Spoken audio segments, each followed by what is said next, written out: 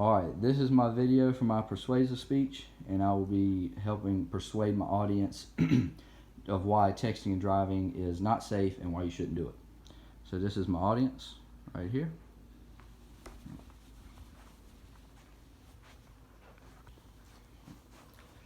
Alright, today I want to talk to y'all about the dangers of texting and driving, and it's becoming a whole lot more prevalent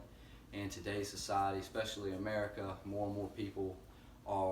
have smartphones now, especially younger generation, which is a generation that is more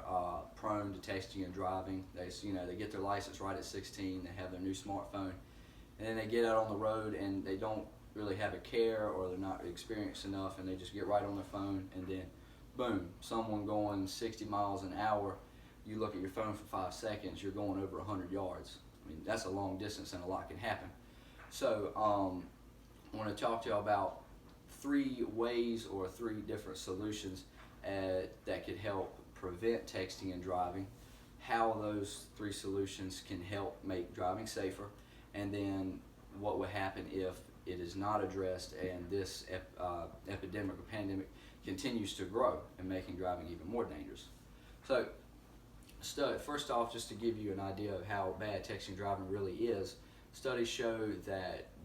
texting and driving, you're 6 times more likely to get in an accident than you are when you're drunk driving, which that is alarming because in today's society, drunk driving is deemed a whole lot more worse than texting and driving is. But the figures show that texting is a lot more dangerous, so that's something that needs to be looked at closer.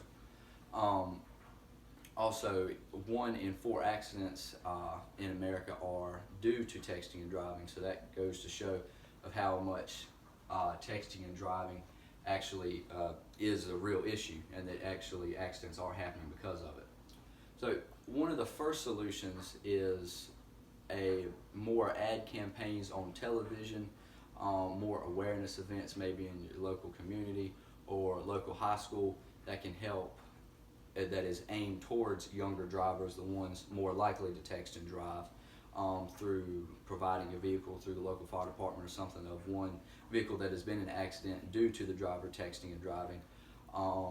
personal stories and testimonies of families that have lost loved ones because of texting and driving, or people who have survived texting and driving but have now physical issues and are not as physically capable as someone, a normal person.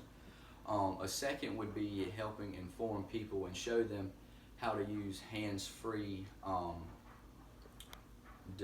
capabilities of their iPhone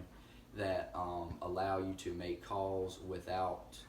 having to touch your phone or even look at it. Safer ways to, if you really do have to talk to someone in an emergency while you're driving, safer ways to do that so you're not making it more dangerous for you or other people on the road. And a third solution, which I think will be the most effective, is making laws stricter on people who are caught texting and driving. Making fines a lot more expensive, losing your license for a period of time if you're caught doing it more than once, or possible 3 strikes and you're out system. You lose your license for 30 days, if more, but each time you will have a fine. Money is the number 1 incentive in most people's lives, and if you bring money into it, often people who don't care will care, and they're going to think twice before they text and drive. So through using these different solutions, we can make driving on the roads a whole lot safer. Insurance rates can possibly go down as the risk of driving goes down. You're less likely to have an accident. We can make people a whole lot less stressed for families who have loved ones out on the road all the time, or when their kid first gets their license, they won't worry as much about, since they are more likely to get in an accident, even if they aren't texting and driving, due to their lack of experience on the road. If these solutions are not done, or texting and driving in general is just not addressed more by society, the government, institutions, insurance companies, anyone who deals with it, driving will sadly continue to become even more dangerous as more and more people begin to get iPhones, or not iPhones, but smartphones in general, more and more people could be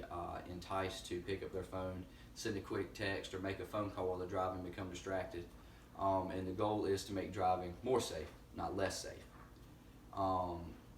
So I hope that I have enlightened you more on the dangers of texting and driving, why it shouldn't be done, and hopefully you will